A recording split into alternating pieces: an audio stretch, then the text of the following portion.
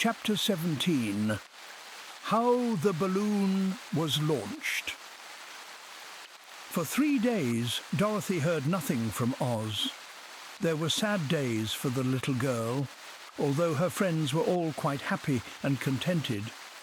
The Scarecrow told them there were wonderful thoughts in his head, but he would not say what they were because he knew no one could understand them but himself. When the Tin Woodman walked about, he felt his heart rattling around in his breast, and he told Dorothy he had discovered it to be a kinder and more tender heart than the one he had owned when he was made of flesh. The lion declared he was afraid of nothing on earth and would gladly face an army of men or a dozen of the fierce Kalidas. Thus, each of the little party was satisfied, except Dorothy, who longed more than ever to get back to Kansas. On the 4th day, to her great joy, Oz sent for her, and when she entered the throne room, he said pleasantly, "Sit down, my dear. I think I have found the way to get you out of this country." "And back to Kansas?" she asked eagerly. "Well, I'm not sure about Kansas," said Oz, "for I haven't the faintest notion which way it lies. But the first thing to do is to cross the desert, and then it should be easy to find your way home." "How can I cross the desert?" she inquired. "Well, I'll tell you what I think," said the little man. "You see, when I came to this country, it was in a balloon. You also came through the air, being carried by a cyclone. So I believe the best way to get across the desert will be through the air. Now, it is quite beyond my powers to make a cyclone, but I've been thinking the matter over, and I believe I can make a balloon." "How?" asked Dorothy. "A balloon," said Oz, "is made of silk, which is coated with glue to keep the gas in it. I have plenty of silk in the palace, so it will be no trouble for us to make the balloon. But in all this country there is no gas to fill the balloon with, to make it float." "If it won't float," remarked Dorothy, "it will be of no use to us." "True," answered Oz, "but there is another way to make it float, which is to fill it with hot air.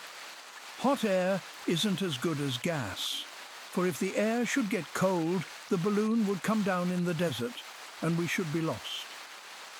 "We!" exclaimed the girl. "Are you going with me?" "Yes, of course," replied Oz. "I am tired of being such a humbug.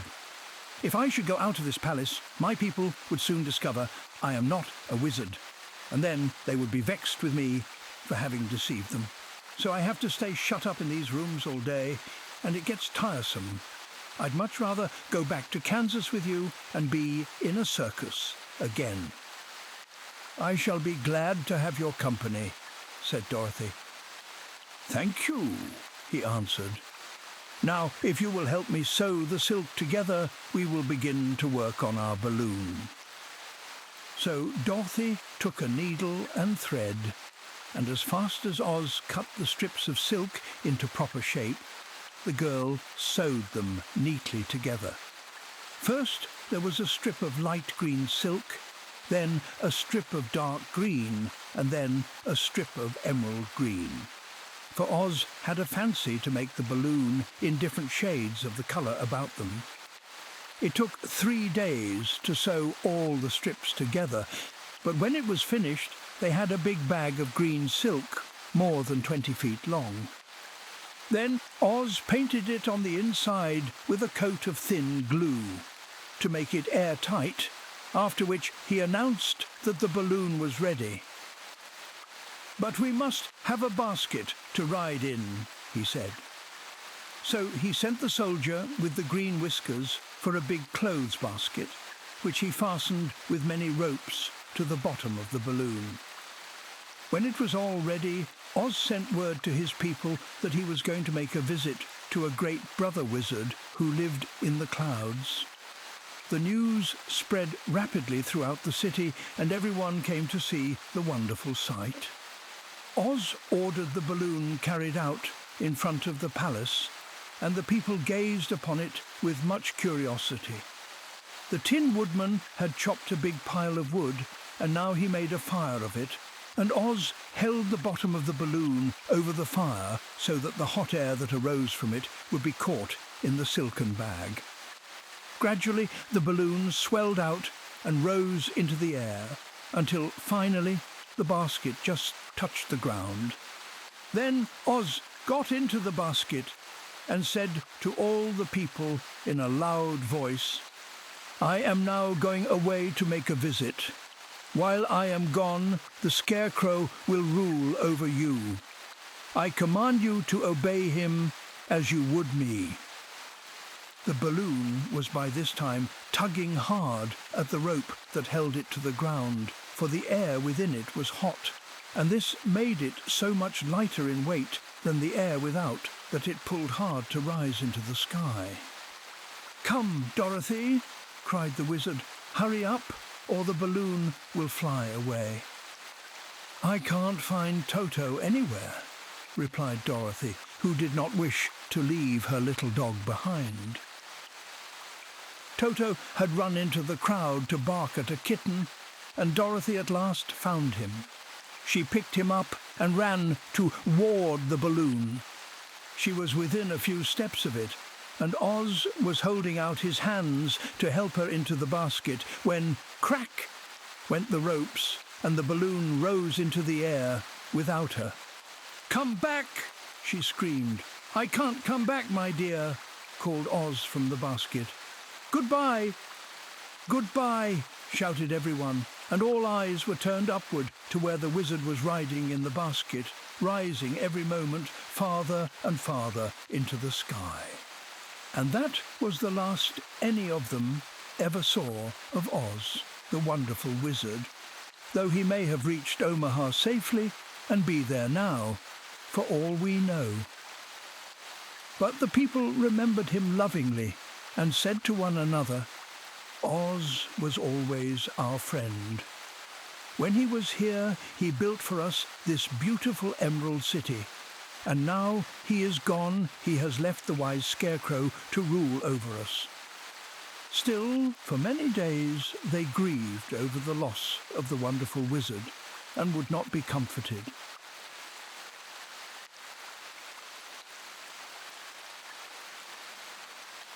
Chapter 18. Away to the South.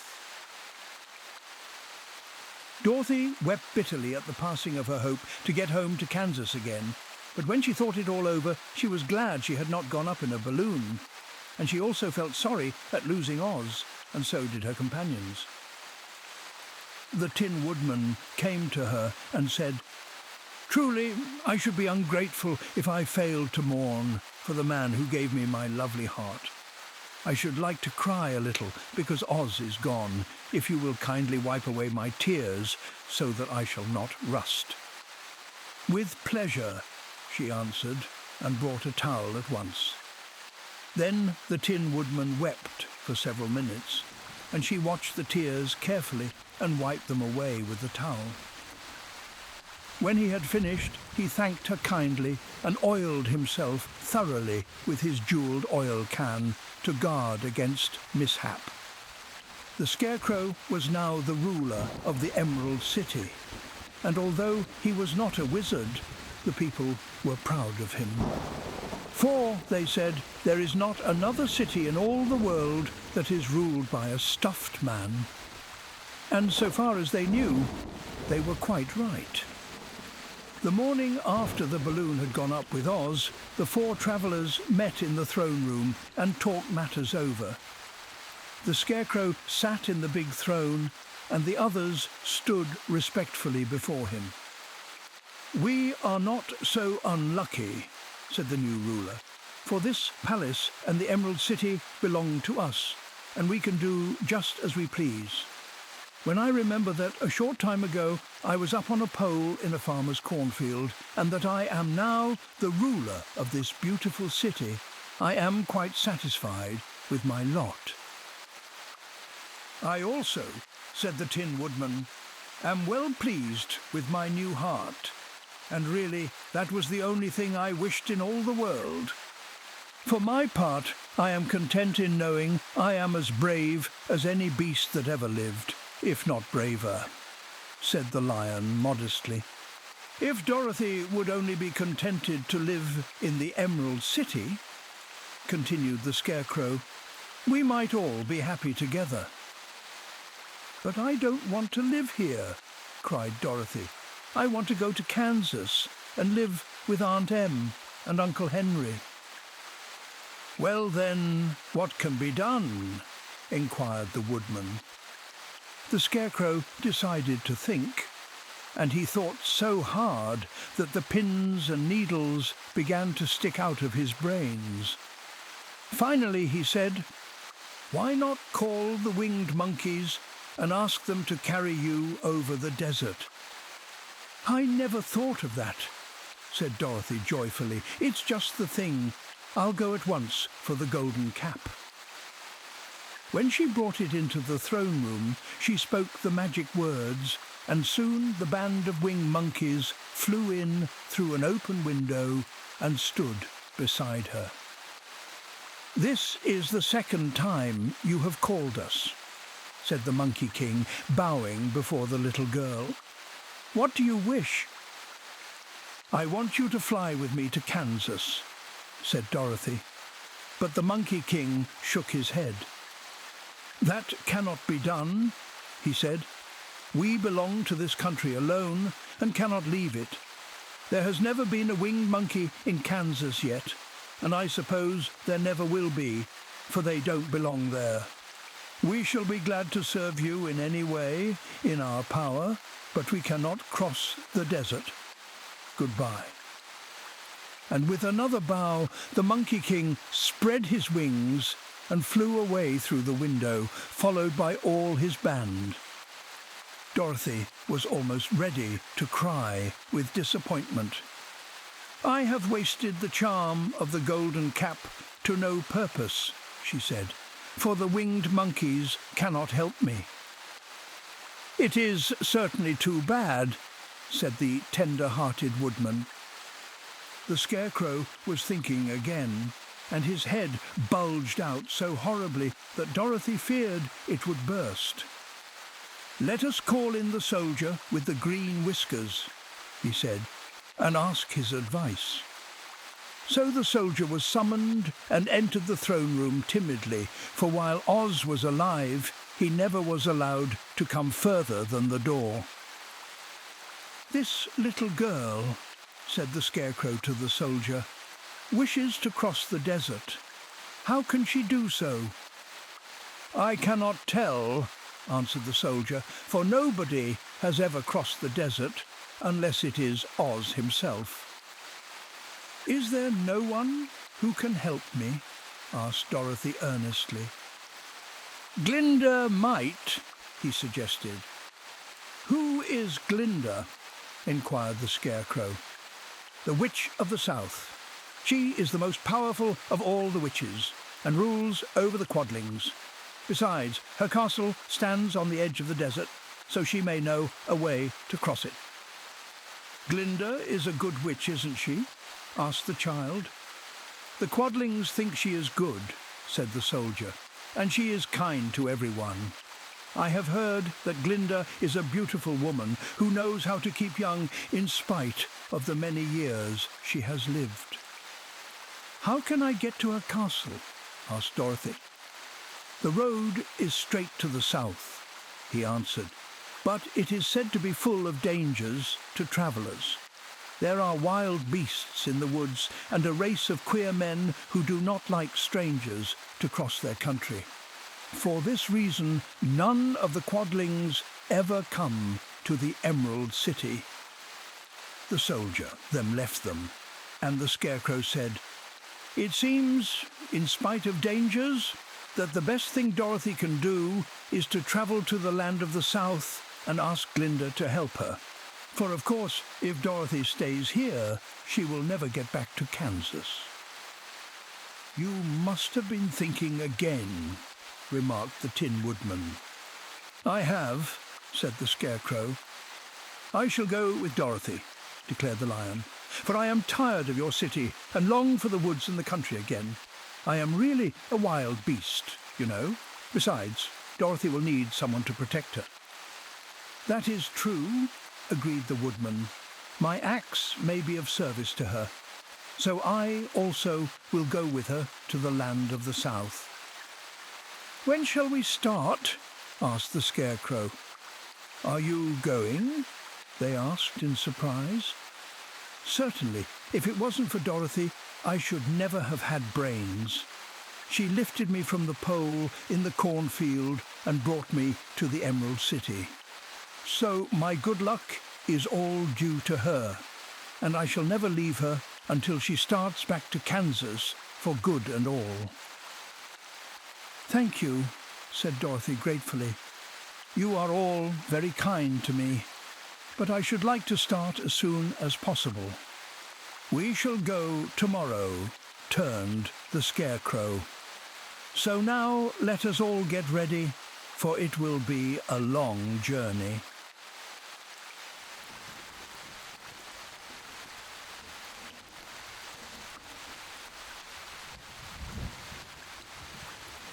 Chapter 19. Attacked by the Fighting Trees.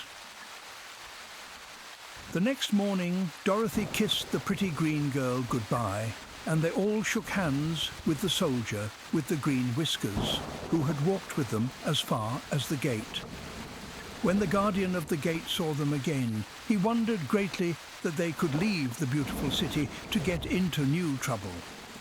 But he at once unlocked their spectacles, which he put back into the green box, and gave them many good wishes to carry with them.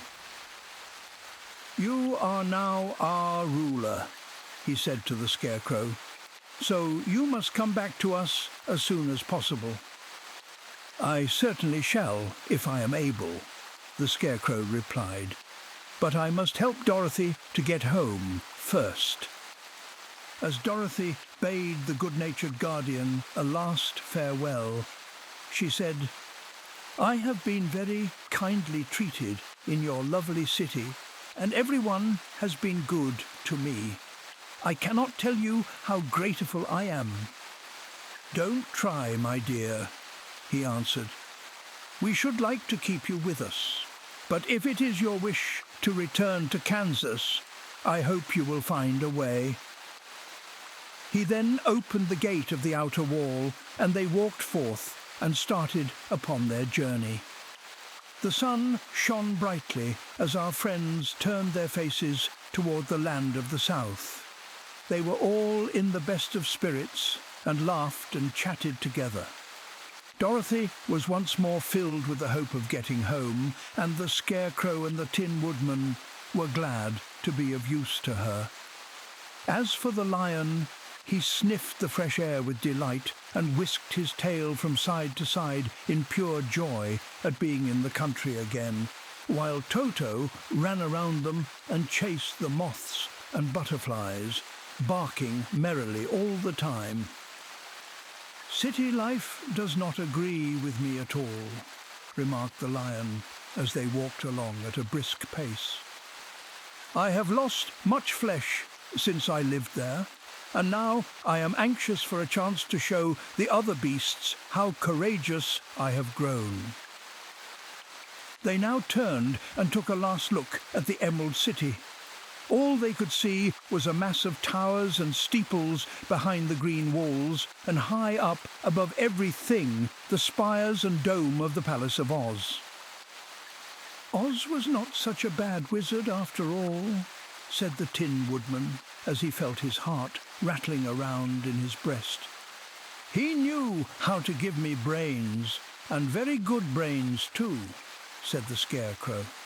"If Oz had taken a dose of the same courage he gave me," added the Lion, "he would have been a brave man." Dorothy said nothing. Oz had not kept the promise he made her, but he had done his best, so she forgave him. As he said, he was a good man, even if he was Abbot Wizard.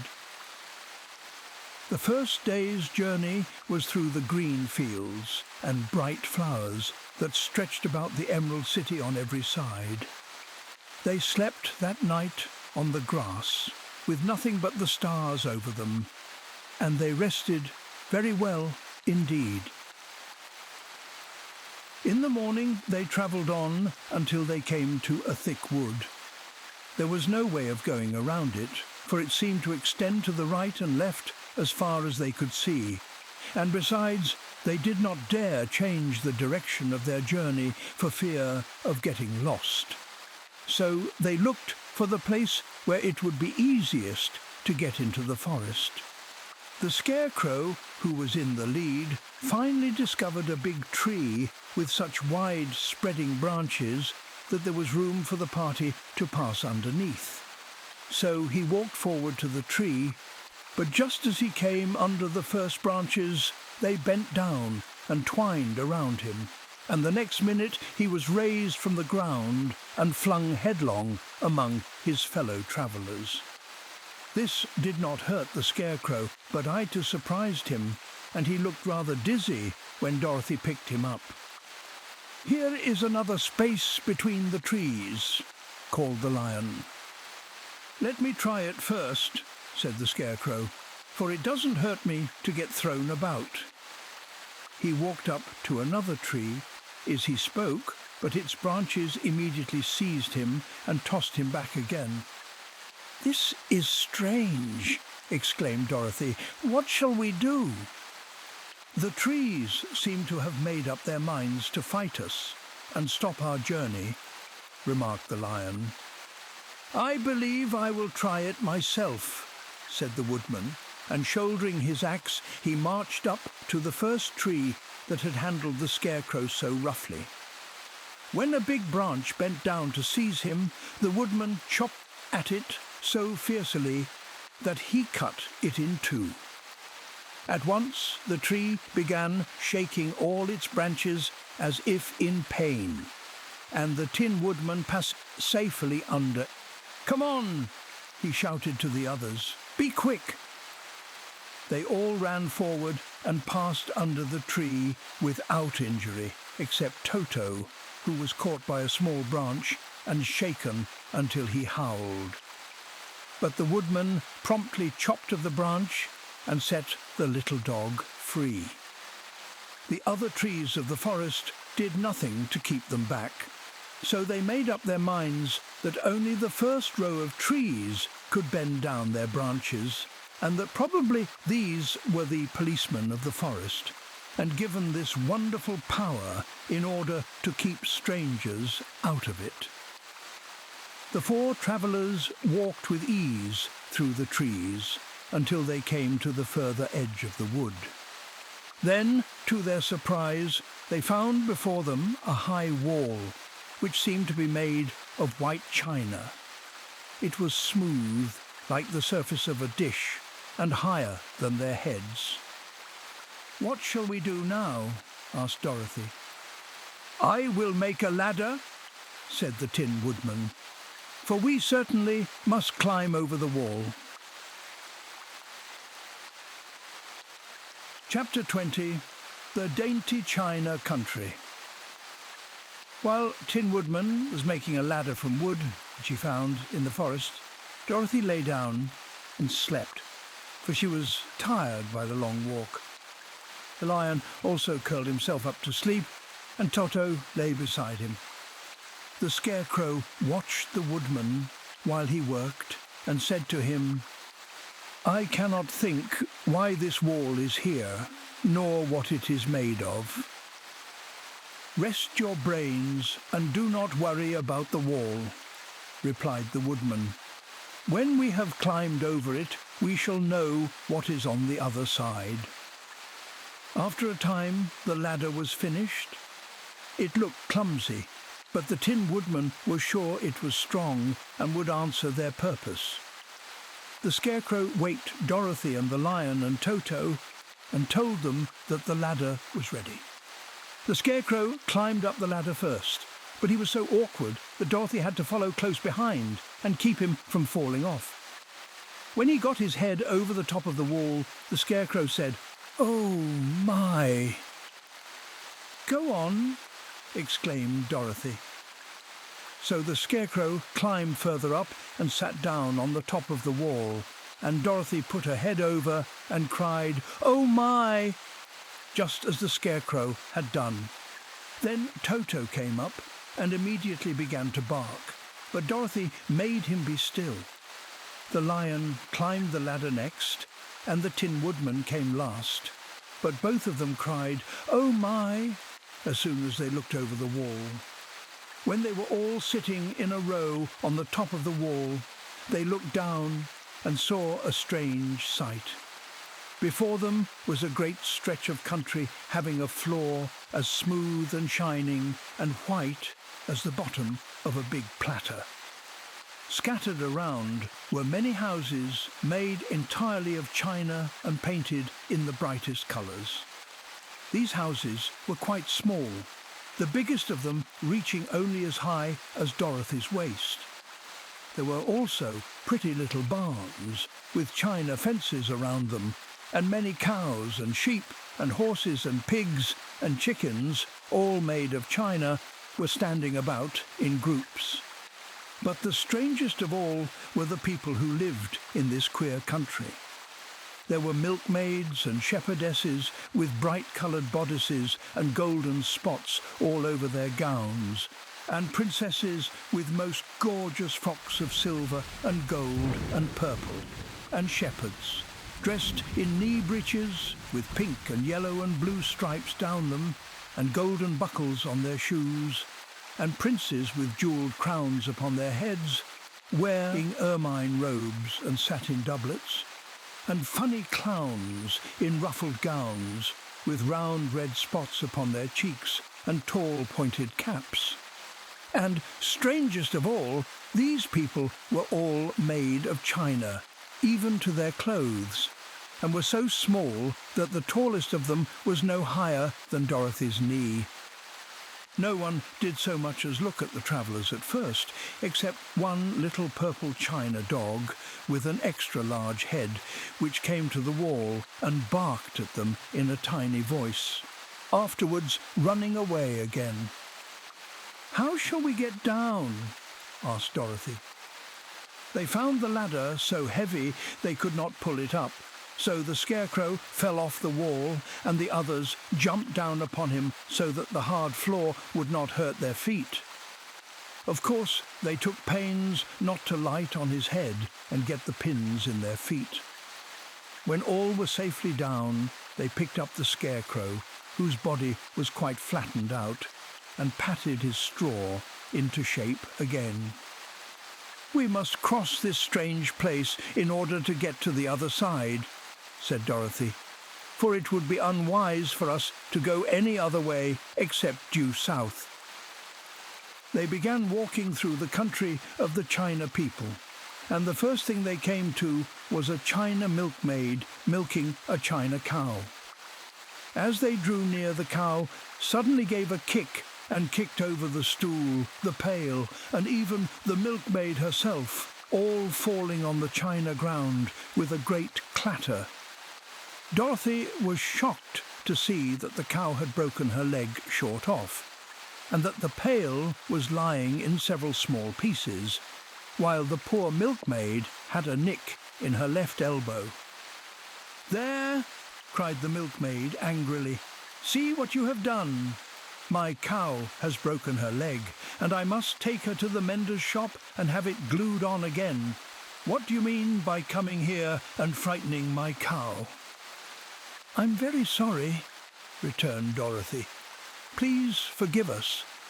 But the pretty milkmaid was much too vexed to make any answer. She picked up the leg sulkily and led her cow away, the poor animal limping on 3 legs. As she left them, the milkmaid cast many reproachful glances over her shoulder at the clumsy strangers, holding her nicked elbow close to her side. Dorothy was quite grieved at this mishap. "We must be very careful here," said the kind-hearted woodman. or we may hurt these pretty little people so they will never get over it." A little farther on, Dorothy met a most beautiful dressed young princess who stopped short as she saw the strangers and started to run away. Dorothy wanted to see more of the princess, so she ran after her, but the China girl cried out, "Don't chase me, don't chase me." She had such a frightened little voice that Dorothy stopped and said, "Why not?" "Because," answered the princess, also stopping a safe distance away, "if I run, I may fall down and break myself." "But couldn't you be mended?" asked the girl. "Oh, yes, but one is never so pretty after being mended, you know," replied the princess. "I suppose not," said Dorothy.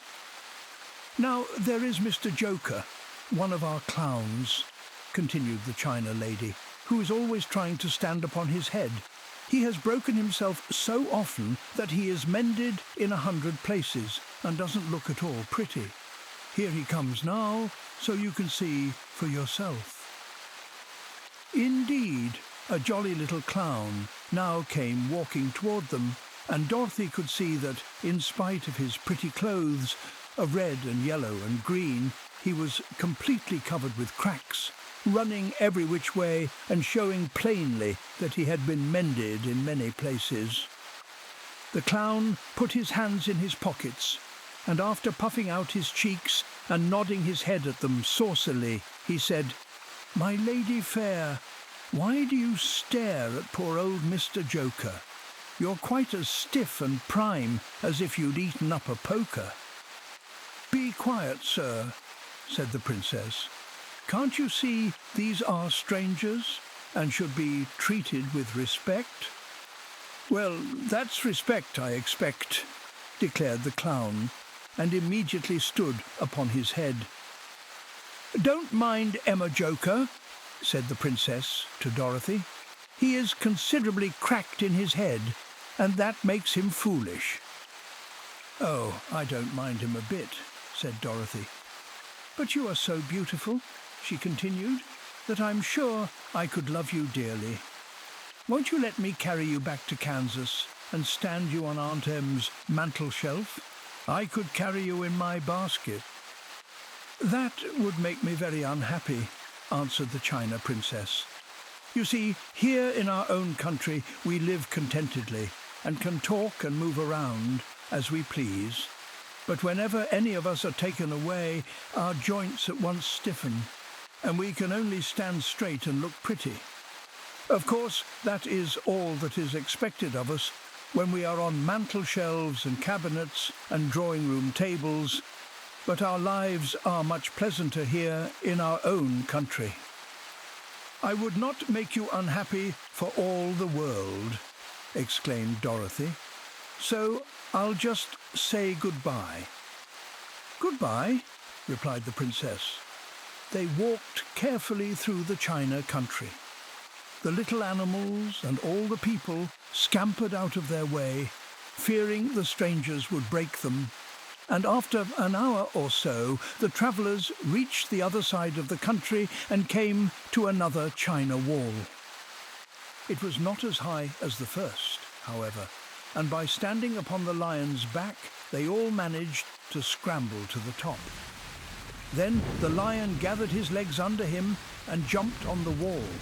But just as he jumped, he upset a China church with his tail and smashed it all to pieces. "That was too bad," said Dorothy. "But really, I think we were lucky in not doing these little people more harm than breaking a cow's leg and a church. They are all so brittle." "They are indeed," said the Scarecrow, "and I am thankful I am made of straw and cannot be easily damaged. There are worse things in the world than being a scarecrow."